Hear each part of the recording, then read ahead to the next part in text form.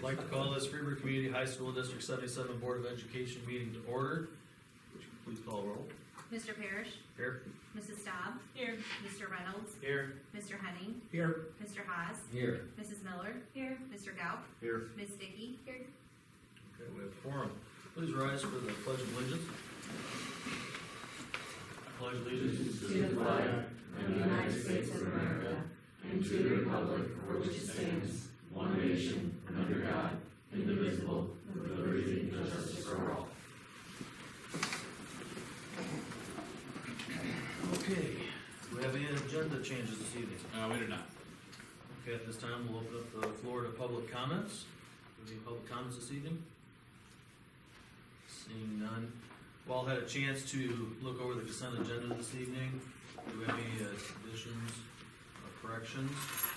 And if not, we need a motion to approve the consent agenda. Second. Motion and a second. Gary, we'll start with you. Aye. Aye. Aye. Aye. Motion passes. Do we have any committee reports this evening?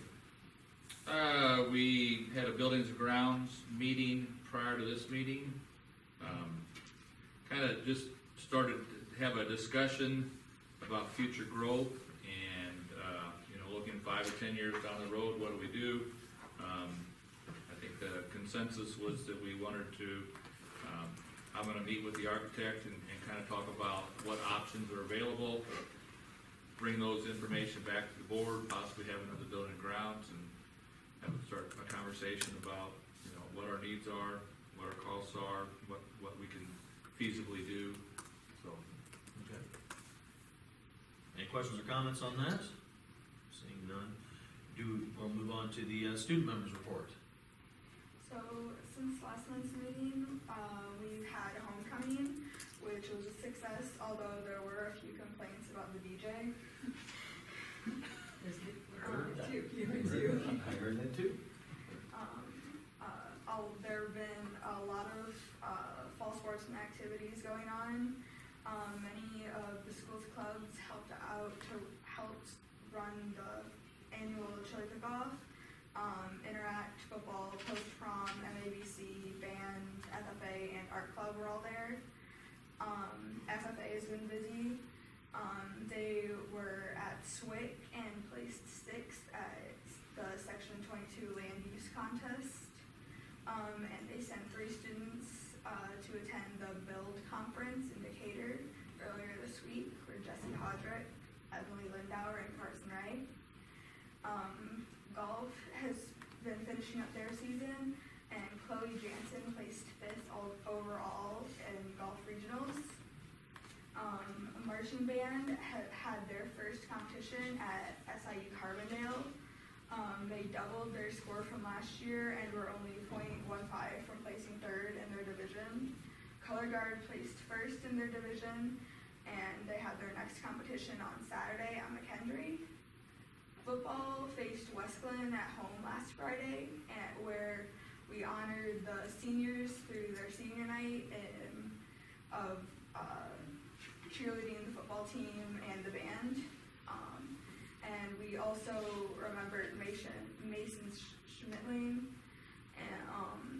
who died last year in the accident at the light by Rice Schneider's. Both teams wore rainbow armbands, and there was a moment of silence in his memory. This Friday, the football team faces Salem at Salem. Also this Friday, the soccer team will play for the regional championship against Mount Carmel. Other things, 17 juniors took the PSAT on Wednesday in a chance to get a National Merit Scholarship. Something that was kind of talked about between some of the students was on testing days that we have like these national tests. Consider implementing like non-test days when we come back, that we don't have to come back and take other tests in other classes. Because I know some of us came back and we immediately had to take a trig test and then a quiz and then like just notes in another class, but it was a lot on some of us. 8 student athletes were sent to a leadership conference in Peoria. Coach K is back from her hike along the Pacific Crest Trail. The Roger Mitchell family made a large donation to the band in Roger's memory. The class of 1999 will be holding their reunion in Sparta this Saturday. The FCHS Foundation is hosting a 5K and fun run on November 10th. If anyone's interested in that. And Tony Funderburg is selling the spirit flags that everyone's been seeing around town and donating any profits that are made back to the football program. Is that it? Okay. Any I was questions or I comments? have a question. The competition at McHenry on Saturday, do you know what time you guys, what time it Pull that is? up real quick. It's in the afternoon. They look really good at Carbondale, really good. McHenry's a little close. Even though I could have visited my kid in Carbondale, but While she's looking that up, what's your feeling about when they have a national test like that? It's, when we do the actual SAT test, that's, you know, for all the scores and stuff, we do let them out early that day for testing. I know, I kind of go back and forth on it a little bit. I mean, obviously after taking all that test, it's pretty tough to go back and take a trig pre-calc test. Definitely in the future, I could reach out to teachers and say, hey, maybe we can hold off on tests for the next day or what have you, but, I don't know, I don't know if I really wanna let just 18 kids go for the day after that. Right. You know, Right. I still would like them to be in their classes, get the notes, take, you know, and keep up with what they can do, since we already do let them out in the ACT. Sure. Like what I had been talking with my mom about, and she had said that what would probably work best would be like if, like, we know that these national test days are planned out, so if we plan it into the curriculum when we're working through that these days you probably shouldn't have a test, because we know that some kids may be out taking these tests, but it might work better to work around those days. We can look at that. This is also, was an elective test, you know. Yeah. Again, when it comes down to the required test of whether, again, freshman is the PSAT 8-9, sophomores take 10, juniors, we do let them out on those days. All students are required to test that day. So again, we can look at it. 6:45 is the performance time. AM or PM? PM. One of the last Yeah, ones. we're like the last person to perform. Any other questions or comments? Well, I got lots. I mean, what? Yeah. That's cool. Okay. Let's move on to the principal's report then. Okay. We have staff here tonight I'd like to introduce to you. So we have Mr. Matt Kanaki. He teaches in our Industrial Arts Department and is a co-sponsor of the Industrial Arts Club. And then Mrs. Julie Kozinski, who teaches in our Math Department and, as Justice said, just returned from a highly adventurous, successful trip hiking the Pacific Coast Trail. So welcome back, Julie. Thank you. Happy to have you back. Happy to be back. All right, a couple things for you. Parent-teacher conferences are next week, Monday, October 21st, Wednesday, October 23rd, from 4 to 7 p.m. We go on opposite days of the grade school so that we don't have those too many parental conflicts. The link for online schedule to book appointment was sent out on October 9th, and it's filling up, so that's worked out really well. That was sent out on Teacher Ease. And then each conference is set up for a 10-minute time slot. Red Ribbon Week is also next week. Sad and Save, this is sponsored by our social worker, Mrs. Tina Overby, and our school nurse, Mrs. Courtney Travis. They will host this next week, the 21st through the 24th. There's dress-up themes for each day, there's educational information that goes out, there's events throughout the week. The students received all the information today for the themes and the dress-up days out on Teacher Ease. So hopefully all that goes really well. I think the kids usually do a really great week with that, do a great job.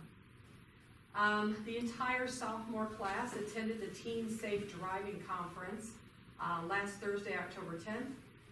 They hold this at the Gateway Center in Collinsville. The students are exposed to motorcycle awareness, no-zone semi-displays, seat belt condenser, rollover simulators, driving simulations. This program is hosted by Country Financial. It's the second year we've attended. There's absolutely no cost for our students to go, and they provide lunch and everything, and it has been a really great experience 2 years in a row. So we take the entire sophomore class, getting ready to get those driver's license, the big time, and we felt like this is definitely a really good opportunity for all of our students. FFA, national recognition for Cullen Coblin and Matt Grab. Cullen and Matt were honored at last week's football game for their outstanding research project. They are gonna come after the national convention, they're leaving this weekend, and present to you and show you what they did. Right now, they are in the top 12 in the nation with their science project for FFA.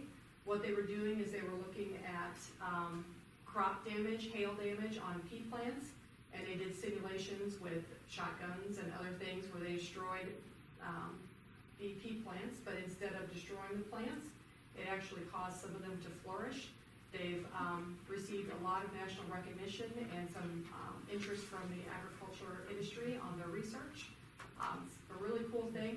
This has been like a 2-year process. They've had to write reports and do the record books and present, and then every level they have to present more things and submit more paperwork and research. So it's been very exciting. After the convention, I think somewhere around October, they'll find out if they're in the top 3 in the nation, so we're keeping our fingers crossed. But once it's all said and done, they'd like to come and show you the project. So we're hoping for the best for them. It's really exciting stuff. And that's all I have for you tonight. Okay. So thank you. Any questions or comments? I've got a question. Did you go to the driving? I did not go, so all of our drivers ed teachers go, and then we sent a couple of other teachers that can also drive the bus, so they can keep the cost down. So we had 4 people that could drive the bus. Fritz Holcomb from Transportation also went. Kids are super well behaved. They have to have extra permission from their families to do the seatbelt I condenser. saw the waiver for the seatbelt. I was wondering how that went. If I you saw got a it. chance to do it. I That's what know. I wanted to ask. And I was thinking, I needed to go, and I was thinking, oh my gosh, how fast do they go? And then I saw a video, and it was just like less than 3 or 4 miles Really? an hour. Okay. I'm like, oh, I thought it was gonna be more like fast and, hit the thing so you can feel it, but, I guess they've had some people get sick or, those type of things on it, so probably it's best to have the permission. But the kids really had a good day. The instructors said they were just great, well behaved, really good information, lots of speakers, so it's good thing. Good. Yep. All right, we'll move on to the superintendent's report. All right, Justice already talked about this, but the Freeburg Foundation fundraiser is November 10th. This is their really only big fundraiser for the year, so if you'd like to run or walk or even just donate, there is the registration forms on our website. I did see it today in the Tribune as well, so I'd encourage you to do that. There is the III conference is coming up next month. 4 board members are going. Board members in your packet, the ones that are going, there's the estimated expense form. You would sign that and get it to Kendra, and then we'll put that in the packet for next month to be approved. And then I also shared the conference preview with you, so you kind of take a look at what, it doesn't give us exact times, but get an idea of those things that are available. And then I also shared the itinerary that's in your folder, so I'll talk to you about what order we're gonna pick everybody up that morning to head up. I'd like to publicly congratulate Mrs. Angie Miller and Mrs. Vicki Staub for receiving Master Board Member Level 1 at the most recent Southwest Division meeting. Those meetings are a nice little event. They usually have a pretty good presentation. Both Mrs. Staub and Mrs. Miller have done the work they needed to do to get this recognition, so I thank them for their work and congratulations. And then the last thing I had was last Friday, we had a joint, it used to be called the St. Clair County Institute, but now schools are allowed to set up PD on their own. So we hosted the 4 schools, and representatives from each schools were here. Started off with Dr. Wood from St. Louis University on the curriculum audit that we're doing I was able to sit in on a couple different meetings, and it seems like we are moving forward very well. So we're sharing information with the doctoral candidates from the class, and so that's moving forward, so that was nice. And then the afternoon, Dr. Whitaker, who is a nationally recognized speaker, came in, talked to the group on his subject was what grade educators do differently. So he is, I've heard him several times, he's got a lot of really good information, and so that was good, and we're moving forward. Okay. Any questions or comments? Okay, let's move on to old business then. All right, this is about the policy update. We met for the third and last time, looks like October 9th.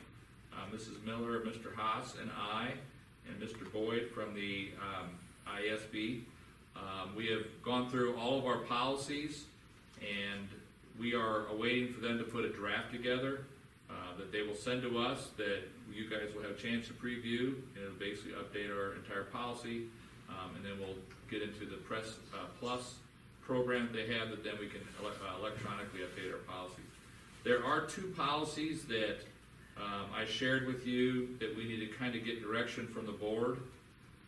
The first is policy 7270.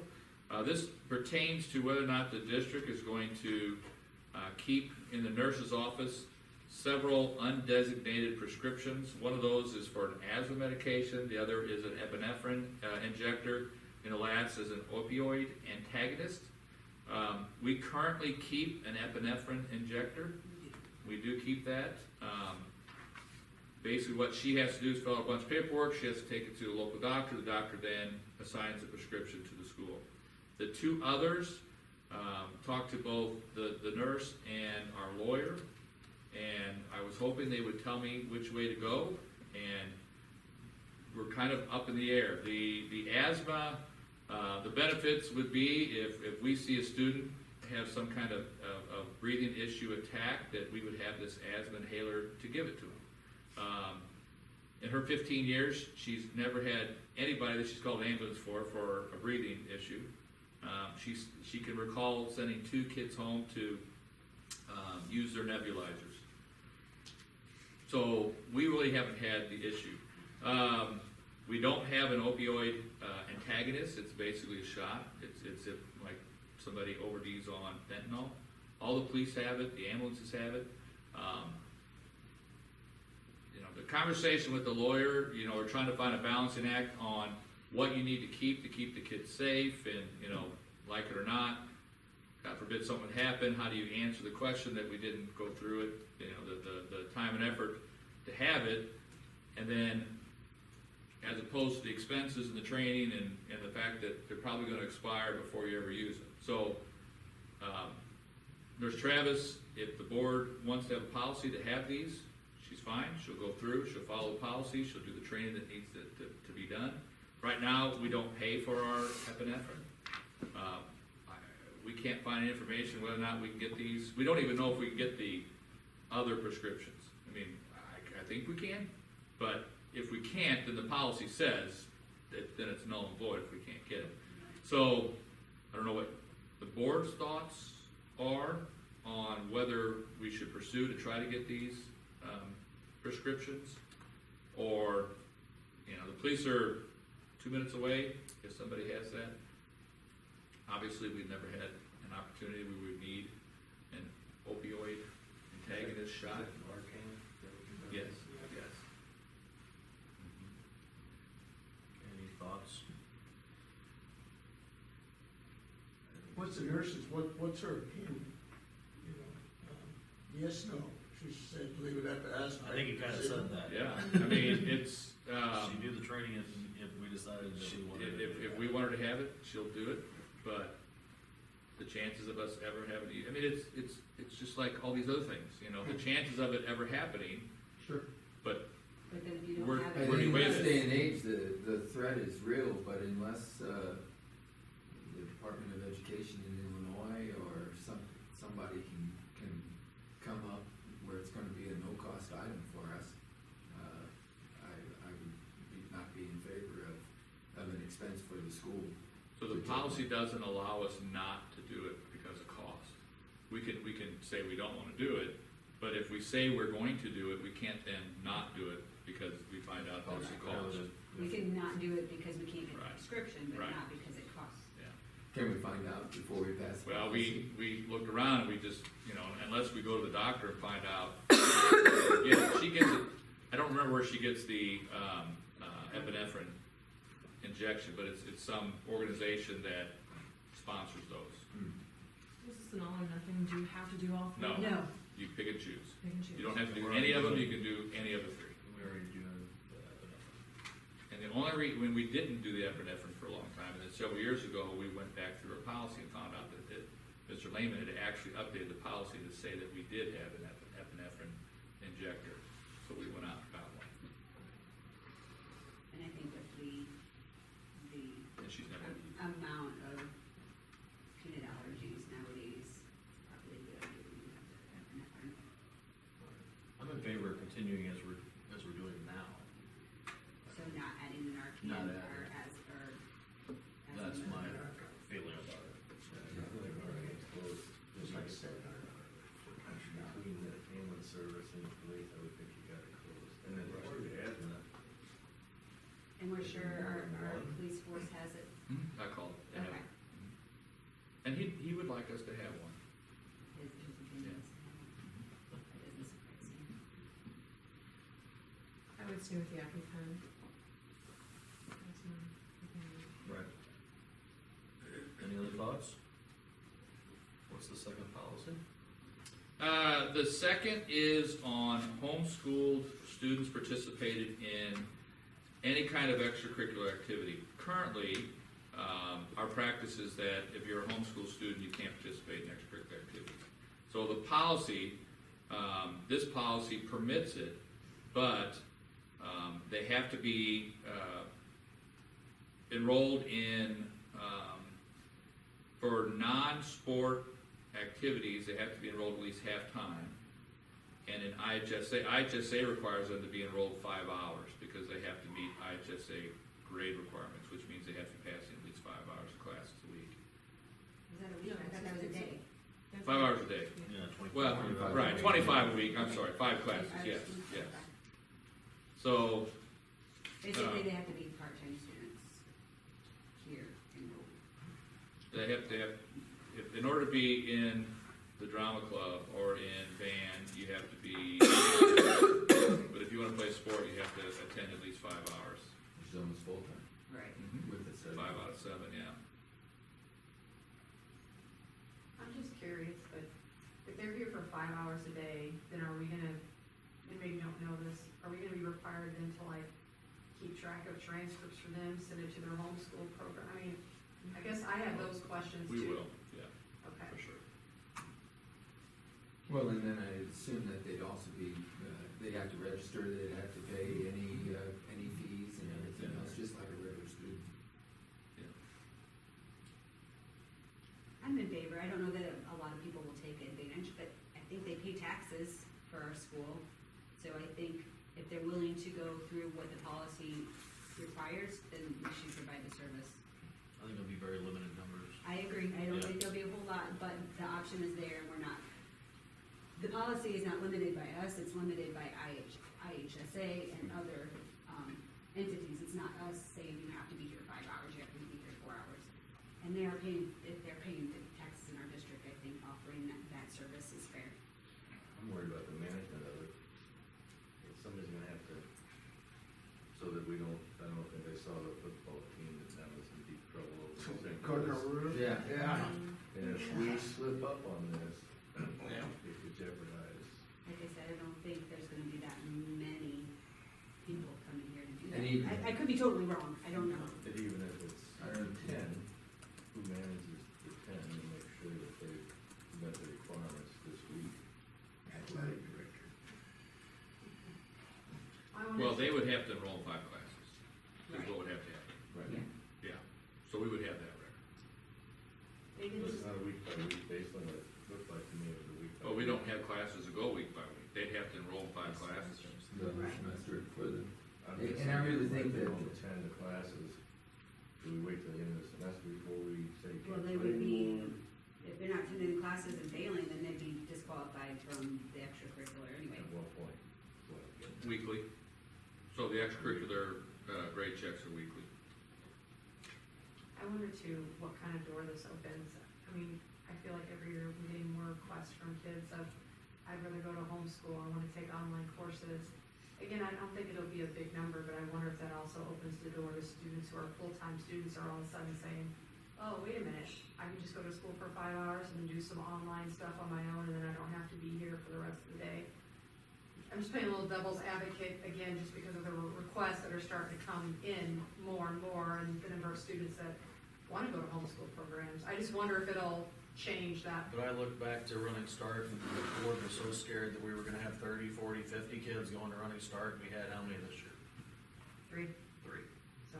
And, No, it's and, good. and the I'm high just number thinking was through it. 7, you know, the year before, and it might grow, but it's gonna ebb and flow, and it's not gonna be that scary number. I would think maybe the same thing. I mean, yes, I mean, but just like the other things, I mean, we can worry about all that, but I don't know if that's If gonna it be. happens, just thinking through it. Yeah. And we can We'll always adapt change and the adjust. policy if it comes down that it is too much of an issue. I mean, that's our right as the school board too. I really wouldn't see too much participation in competitive sports. I think, the homeschooling, the people that it might appeal to are for participation in the band. I think that desire to participate in the band, program and music education would be attractive to some homeschoolers. And art too. And art, yeah. And those would count as towards one of their classes, so. And it's less of a requirement than the 5 hours, so. That's my thought. I don't think you'll get, if any, competitive sport players. The other thing I could think of, I've already looked it up, but, so that if they don't, so say somebody wants to take the first 2 hours and the last 3, we don't have to accommodate transportation No. past our normal routes. That's what it said in one document. I believe that's correct. They have to take the transportation that our normal transportation would Otherwise, we provide, go out yeah. our own. So we shouldn't get a cost associated with that part of it. Unless it causes us to have to add more bus routes or something. But that was one of my concerns, because we're gonna have several of these people in there. 2 in the morning, 3 in the afternoon, back and forth. We don't wanna get into that, but it clearly states we don't have. So Nikki, what's your thoughts?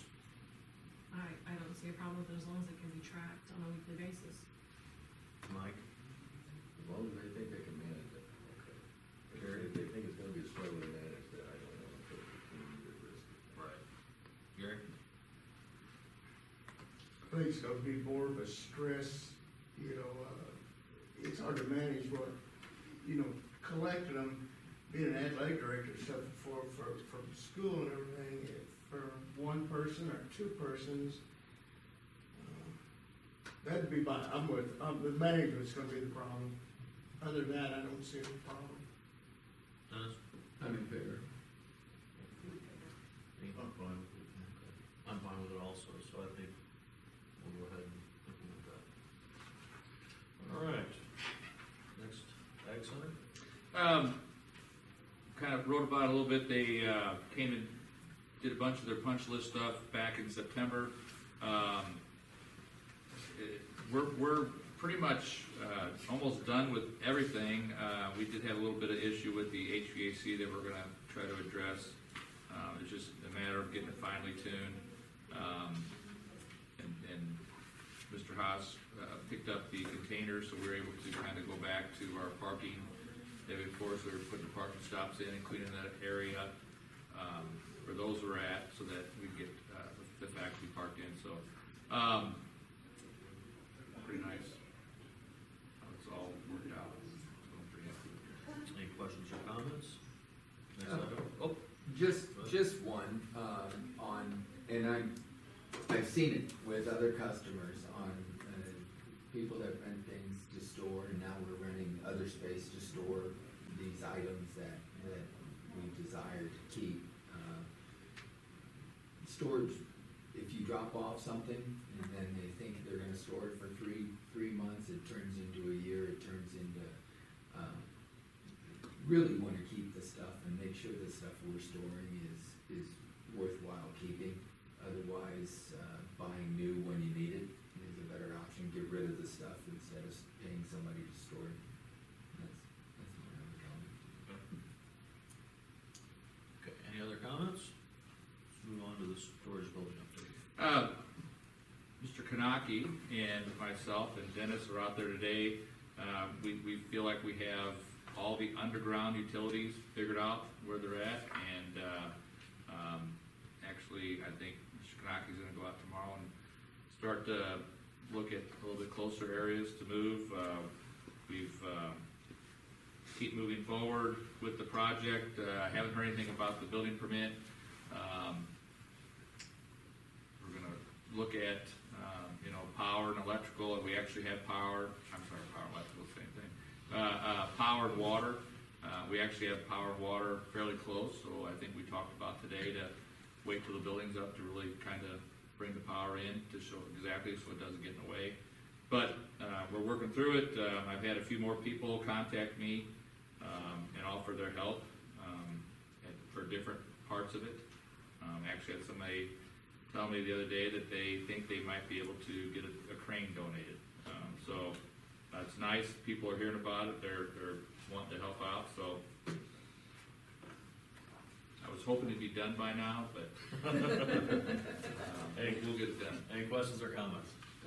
Okay, wonderful, sounds good. Let's move on to new business. Mr. Ballmer is here tonight to talk about our audit. I threw some information out there, but I'll let Mr. Ballmer move forward and talk about our audit. All right. Thank you for having me this evening. Just want to hit a few highlights on the audit. If you want to follow along in your book, that's fine. If not, you can refer to the pages later on. On page 5, which is the most important page that everybody wants to know, your financial profile for the year. You guys are at a 3.9 out of the possible 4. Last year you were at 3.8. What has changed that improved your status was the days of cash on hand, which happens because you guys had a pretty good year overall for all of the funds. Part of that is in the ed fund. If we look at the 2018 numbers, we had revenue of 4.9 and expenditures of 4.6. For the 2019 year, we had revenue of 5.1 and expenditures of 4.3. So you pretty much have about 400,000 or so swing between the 2 years, which adding that into cash, because we haven't spent it, is part of what brought up the days of cash on hand, raising your score a little bit. When we look at total expenditures for the district, we had 7.9 this year, 7.7 last year. It's about a 3% increase.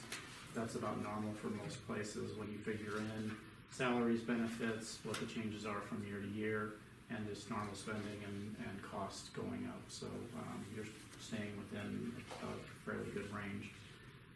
We also, on page 32 and 33, is where we find the operating expense per pupil.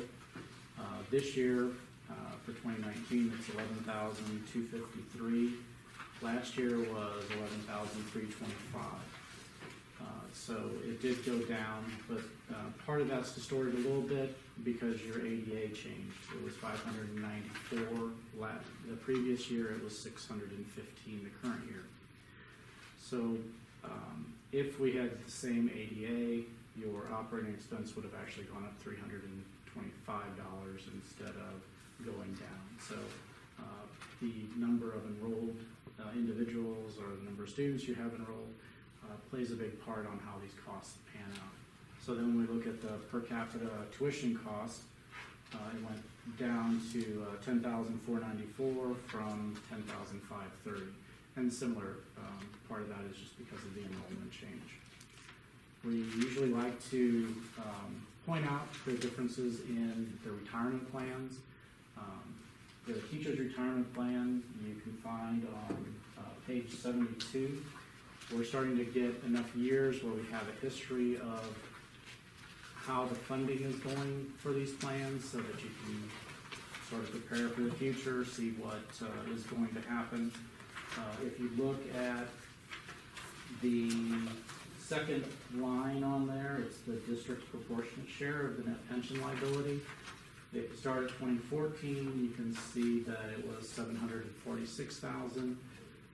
Going to 2018, it is $381. So as far as the district's concerned, what you would be contributing has been diminishing over time as you change the teachers, their ages, their number of years of service. All of those help with the funding levels. But the one that's the concern is the next line, which is the state's share that they are supposed to be funding the pension plan. If you look at 2014, they have just under 20 million, which is a fairly sizable number. When you compare that to 2018, it's up to 26 million. So their number isn't going down. It continues to just rise each year as they are not funding appropriately the plan to keep it as healthy as it should be. The reason we like to point this out is, as always, the concern is what happens with this plan. You know, there's discussions of trying to let IMRF take over parts of plans. There's discussions of pushing more down to the districts. So it's always something that we like to keep you aware of, so that you're able to sort of keep that in the back of your mind, that at some point maybe this is a liability that the district's going to have to try to contend with instead of it staying at the state level. The other plan that the district's involved in is on page 75, that's IMRF. The same principle is going. Eventually we'll have 10 years in here that you can compare and do a little bit better averages with. But if we look towards the bottom, it's the net pension liability. We see that in 14 that was about 200,000, and this year it's 867. Now the big changes here usually depends on the number of retirees and how the investments are doing. So if you look a few lines up, it has the pension plan net investment income. You notice that the 2018 year was the first negative year that IMRF is posting in this. So that's why your liability jumped up.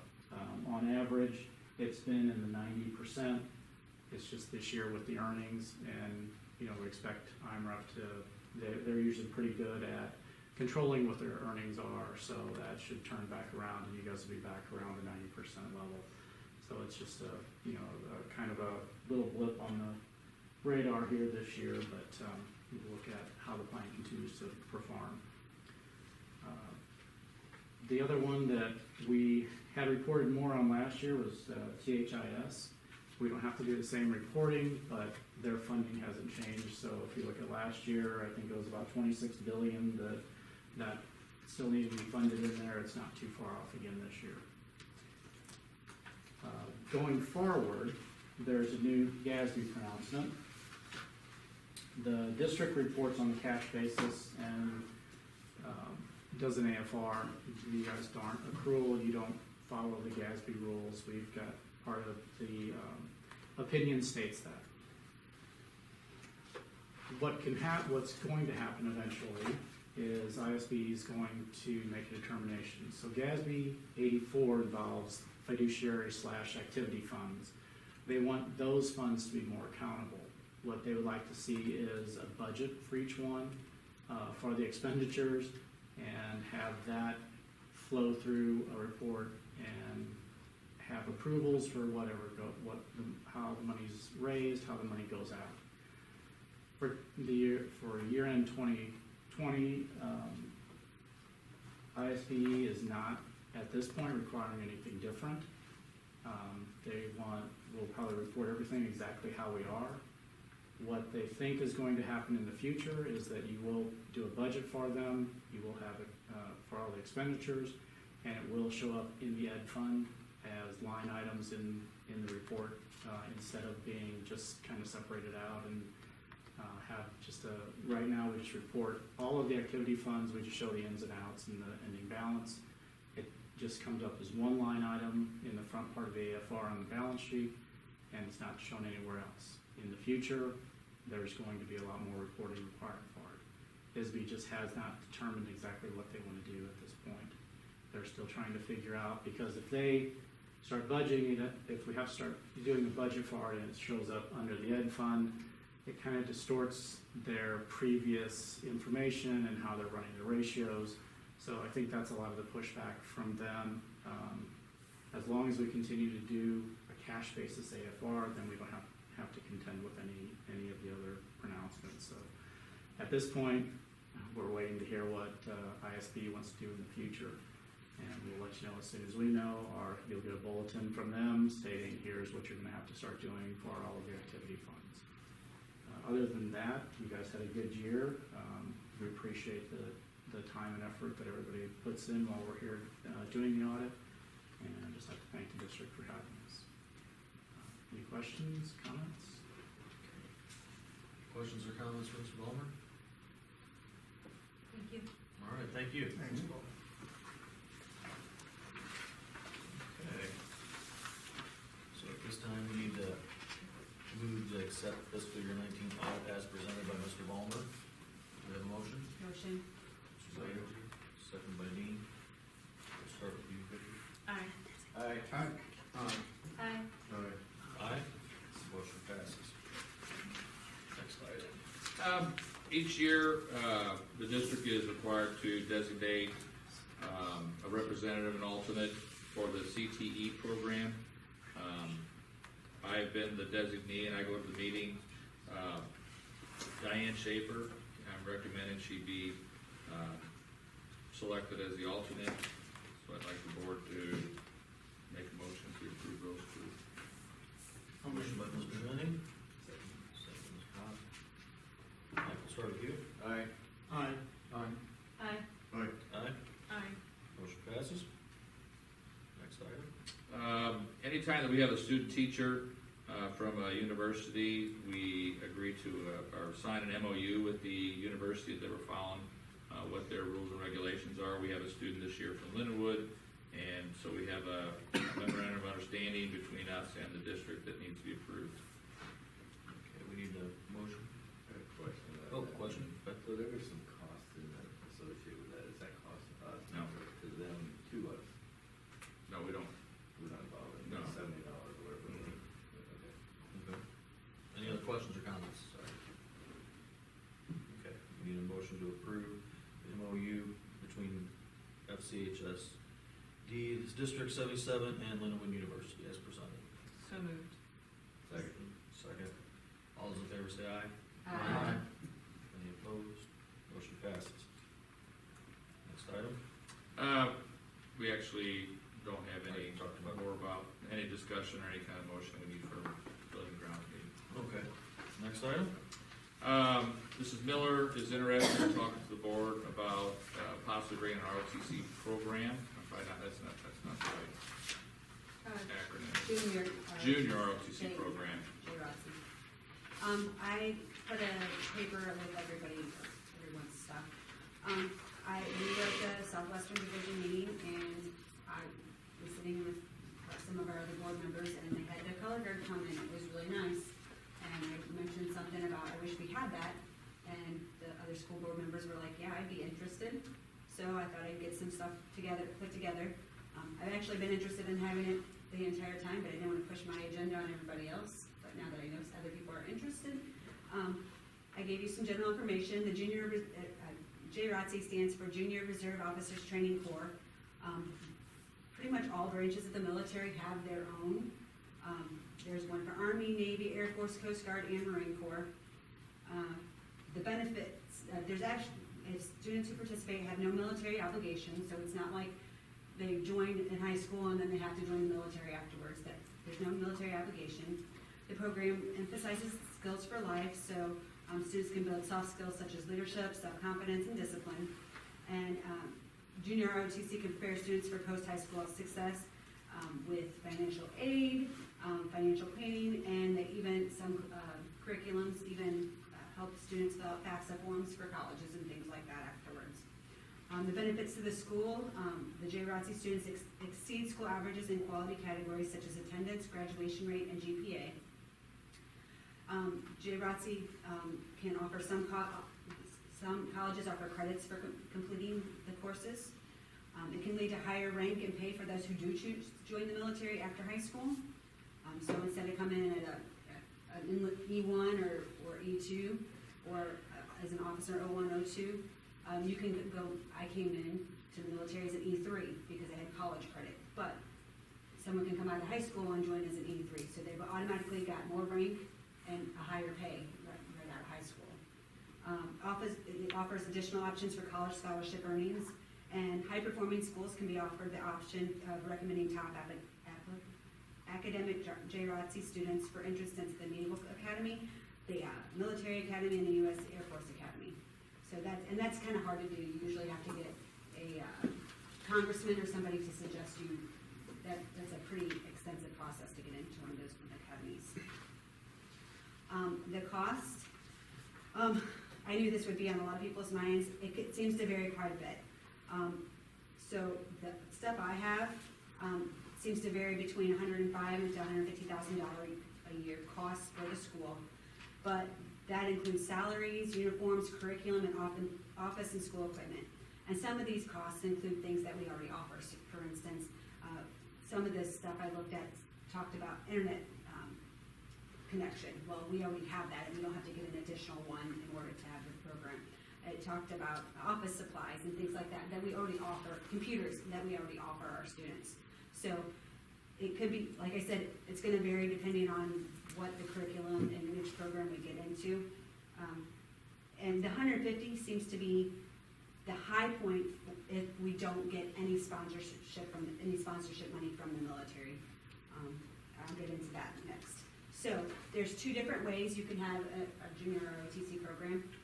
One is the normal, just JROTC program, and that's offered through the Army, Navy, and Air Force. Right now, the Marine Corps isn't taking any applications, and it doesn't look like the Coast Guard has but 3 in the entire country, and it looks like it literally takes an act of Congress to get a Coast Guard JROTC program. So, Army and Navy and Air Force would be our options. The Army and Navy offer 2 different options. So one in which we get on a wait list, and we may or may not be offered a JROTC unit. The other option is called the NDCC, so the National Defense Cadet Corps. That would be at a total cost of the school. The school would have to pay for all of it. The only thing, we would have to follow their guidelines, and they would provide us with the curriculum, but we wouldn't get any costs for salaries for the instructor or uniforms or anything like that. All costs would be on us. Whereas the regular program, once we get on the wait list and get accepted and things like that, they pay for part of the salary of the instructor, they pay for uniforms, they pay for probably supplement computer costs and things like that. So definitely more beneficial if we can get in the regular program, but if we're seriously interested and want to offer it, like I said, there's a wait list for the regular program, whereas the National Defense Cadet Corps, there's not a wait list. The Air Force also doesn't offer the NDCC, it only offers the regular JROTC, as far as I could find.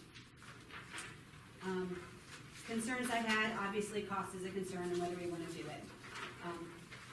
Whether we have enough interest at the school to merit having a program.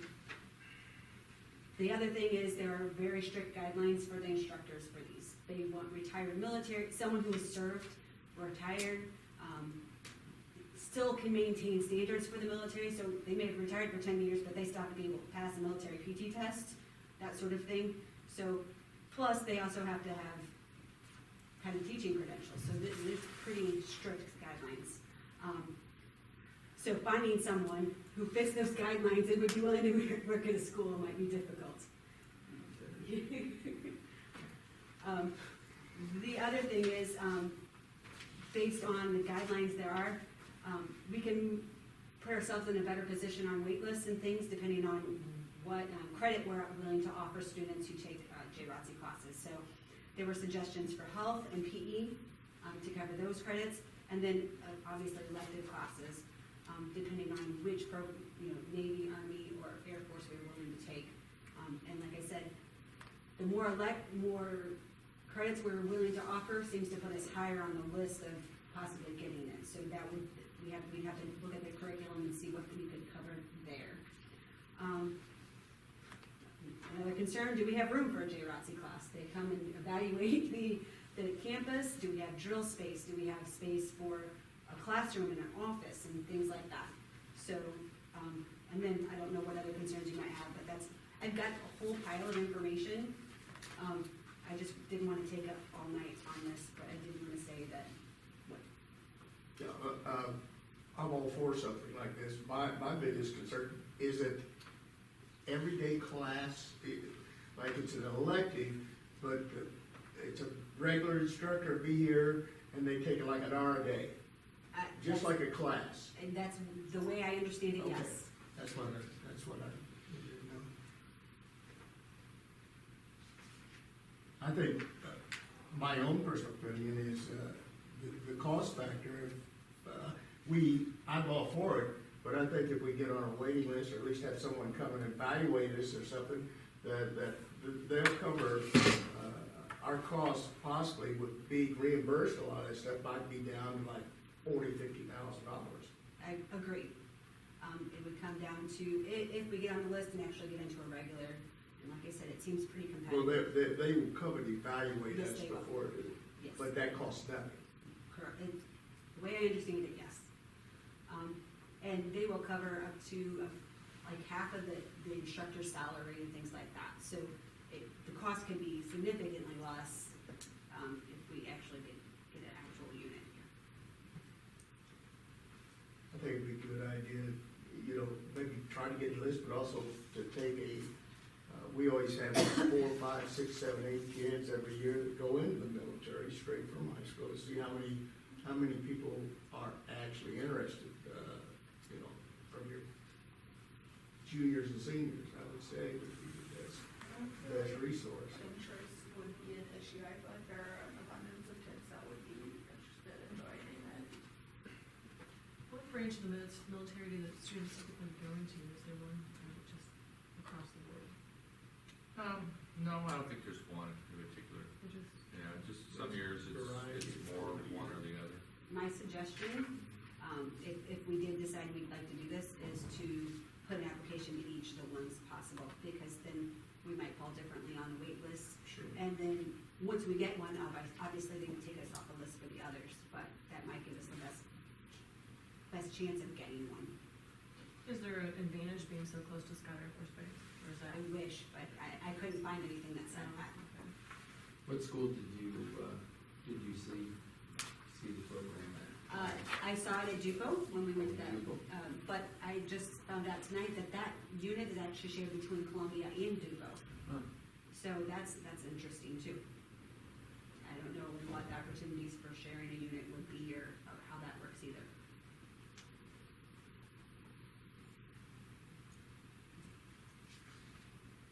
I would be supported in, like Gary said, having come out and evaluate us and try to get on the waiting list. And like you said, put it on all of us if we can. But I think we need to have them evaluate us to make sure that we have the things in place that we could actually support it.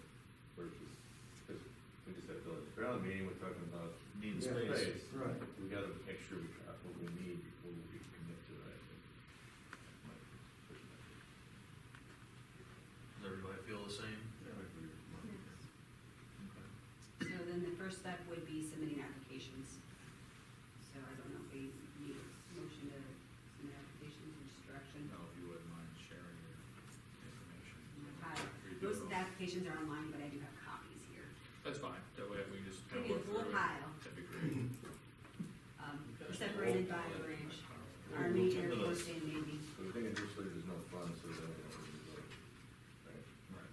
No, Well, Dupo did good. I was impressed. They did, it looked really nice. I think it'd be great to have this at our All military nights. leaves, everything. Yeah, special occasions.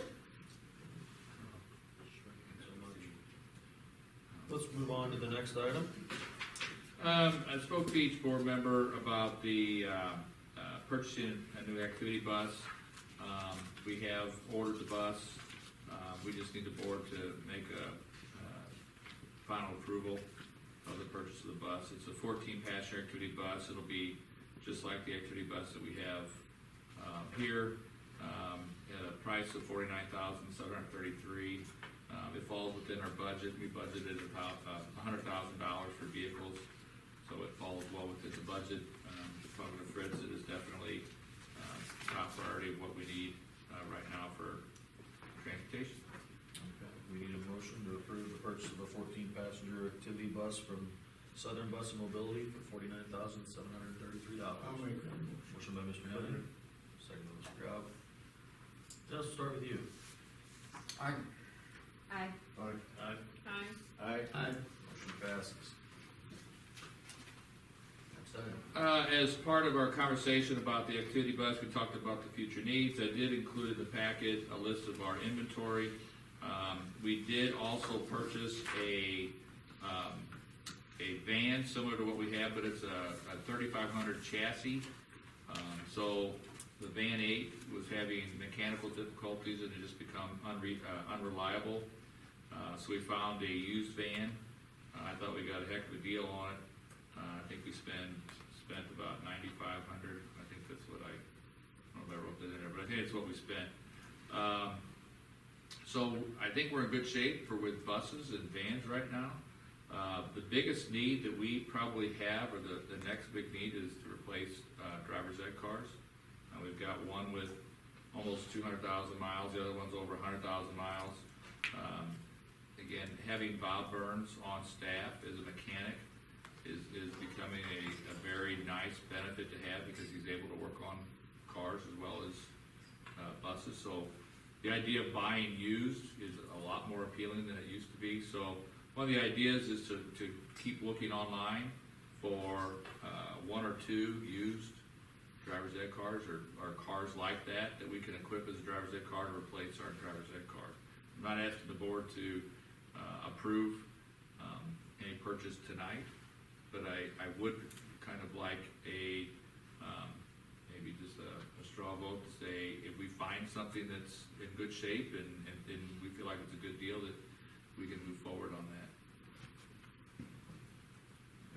I vote yes. Certainly for the 170-some thousand mile car. Yeah. If the other one's still in good running condition, perhaps we can get a few more miles out of 100,000. And your plan is use that as a backup anyway, right? The driver's ed cars? The 100,000, use it as a backup and get, Well, I don't, replace them. we don't know. Whether we'd use it for a backup or whether we'd use them as a trade-in. We'd have to see what kind of deal we would get, what kind of money they give us for a trade-in.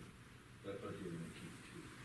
He's looking at purchasing two. We use two on a daily basis, so we need to have two that are running. Okay.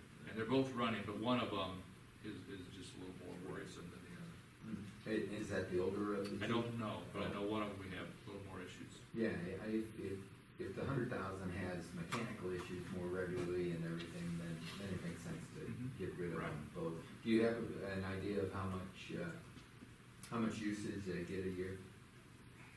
No, I don't know the number. I mean, they're used almost How every many day. years? Oh, every day. What, you know what years they are?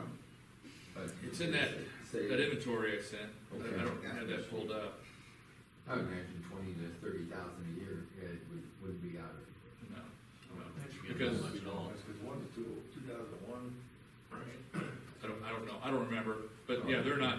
We have about a driver's ed car a long time. Yeah. It's 18 years. And the used ones we're finding are in about the $10,000 to $12,000 range. So they're for about a 20,000 mile vehicle. So it's a pretty good deal. And especially with having Bob there that he can fix them. It's a real benefit. So yes. Yeah, my feeling is a shop. Oh, yeah, right. And again, I'm not, and the other thing is, it would have to be the right timing, because we use them, so it's not like we can pull one out for 3 or 4 days of service, because then, that 3 or 4 days, we don't have kids driving. Right. But then you're spending authority, so I think that's a go. Any questions or comments on this? All right, let's move on to the next item. This is something we talked about last year. In your packet, Angie's representing us at the delegate assembly at the III. I put together, it just comes out from the packet that we got from the resolutions committee. There are 18 resolutions.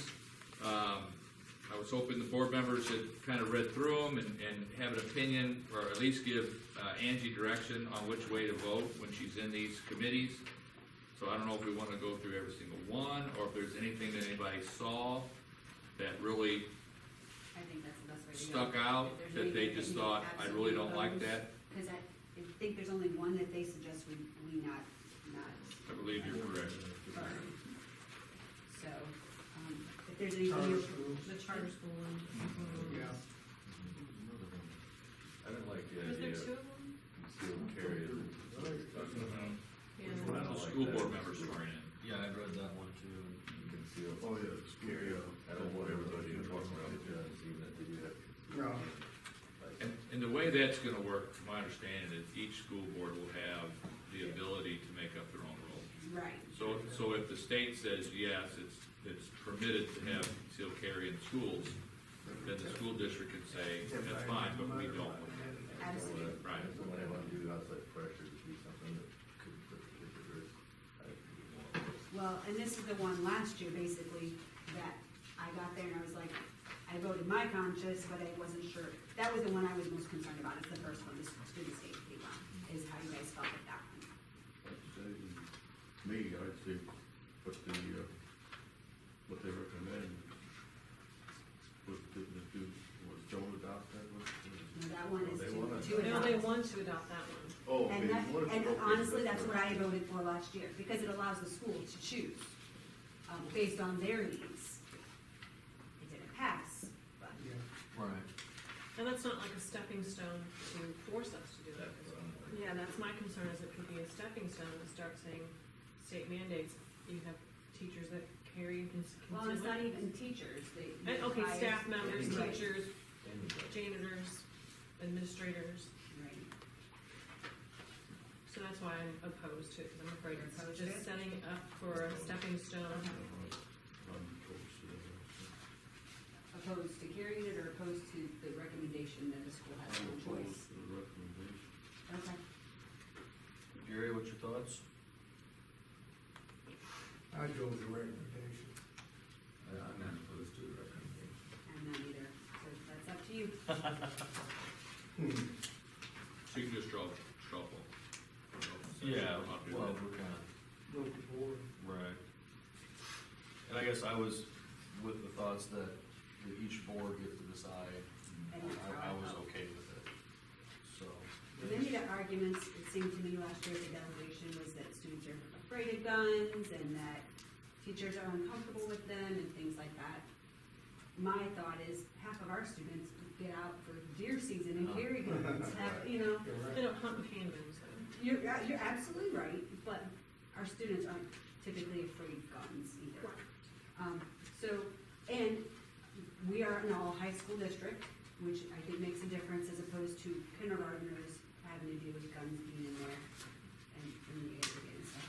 So, I thought there was some legitimate concern for some districts that were smaller, being, not having their own police force, being 23 miles away from the closest police station, things like that. I was You definitely. can see the need, Absolutely. sure. I don't think we're just gonna- I don't. Was there any others that, Benefit me. was there any others that the board looked at that, Number 10, I do not agree with at all. Oh, yeah, school member, the Yeah, compensation. you get compensation, you have people everybody running So and it's going on in certain running. districts now, we know it is. but Yeah. Shouldn't be. and the recommendation is to not adopt that. Right, They're so- recommending not adoption. So we all agree with that. I think. Agreed. So we support it. So are we supporting or opposing the first one then? Concealed carry. We're gonna support. We Okay, support the we first. support it. Okay, so those two, unless there's something else, everything else seems to be normal to support what they are going with. Okay, Okay. that's all I need. All right. Let's move on to the next item. I just wanted to update you on some sound system upgrades. Several years ago, we replaced all the speakers from the original installation out at the FCHS field. We knew at that time that there was some issues with some amps, and we've had some issues, so we've had somebody come in that has a good background, and they have given us an option, and so we are actually purchasing, I believe, 2 new amps. So 2 of the 3 amps are bad, and then there's it's another piece, I forget what it's called, but it's another piece that they need for the amps to work, technically speaking. And then after that gets done, we have plans to replace the speakers out of the softball, baseball field, because those are no longer, the softball's not even working at all. Baseball only has 1. We're thinking that's gonna be a couple $1,000 for new speakers. And then we are going to have him come in and we're gonna talk about the gym. I think we're gonna look at 2 options. One is to repair what we have, use what we have that's good, and the other, we're gonna look at a new system. He put a brand new system in at Steel Bill. I think we're gonna go down and check it out. Where were we purchasing the equipment from? This gentleman, I'll give you his name. Oh, the gentleman that is looking at the. Yeah. Okay. Matt's known him for a long time through Steel Bill. And that's where he's from. Good question. Mhm. So is it within our budget to do all the work we're talking about? Yes. Second one is, do we have the equipment secured? That was an issue before, people were adjusting. Yes. So we have now, the main box that has all the amplifiers is all locked. We actually have a basically piece of plywood that's over all the controls. So all you do is turn it on, you get the volume that's there. There's nobody has any ability to change anything. And that's what happened the first time with the speakers is somebody got in and messed with it and it caused the damage to the speakers. Okay, any other questions or comments? Okay, do we have any board correspondence this evening? We did get a nice letter from Mrs. Lindblad from the other night, last Friday night. They did a kind of a cancer awareness thing, and 2 parents were donated money that they raised. So she sent us a nice little card thanking us for our efforts. It was actually the football team and Mr. Lars, but I appreciate that. Okay, do we have any agenda items this evening? Do we have a reason to go into closed session? We do for personnel, school safety, and possible litigation. Okay, I need a motion to go into closed session. We'll start with Mr. Henning. Aye? Motion passes. We're now in closed session. Thank you for coming this evening. Okay, we're back from closed sessions. Move to approve the list of volunteer assistant coaches for the winter sports as presented. So moved. Second. Start with you, Jerry. Aye. Aye. Aye? Aye. Motion passes. Seeing no other items, we need a motion to adjourn. Motion to adjourn. Angie with the motion. Second. Ooh, I don't know. Vicky for the second, I'll say. All those in favor say aye. Aye. None opposed. Thank you all this evening.